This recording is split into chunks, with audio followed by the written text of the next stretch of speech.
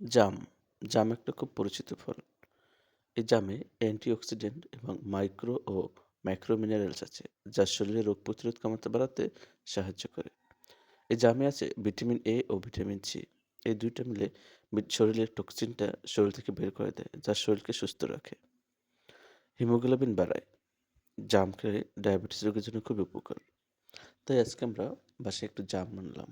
বাজার থেকে কিনে আনার পরে জামটা পরিষ্কার করে ধুয়ে তারপরে একটু আচার করে খেলাম। এই মরিচ, লবণ, তেল দিয়ে জাম মাখিয়ে তারপর খেলাম। ১ম এ মরিচগুলো করে জাম দিয়ে তারপর জামটার একটু সফট করে জামের ভিতর থেকে রস বের করে। তবে এই জামটা তো সময় হয়নি এখনো। এটা একটু আগে পেকে গেছে। মানে সম্পূর্ণ পাকেও নাই। তাই এটা অতটা মজা বা অতটা রসালো হয়নি। মজা লেগেছে ঠিকই, কিন্তু রসালো হয়নি।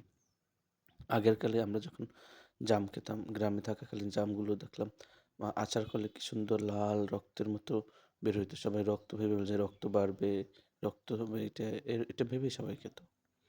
তারপরে এখনকার বছরে একবার তো খেতেই হয়, সহজে পাওয়া যায় না। উম আজকে বাজার থেকে আনলাম, আচার করলাম, একটু খেয়ে দেখলাম, না আচারটা ভালোই লাগছে।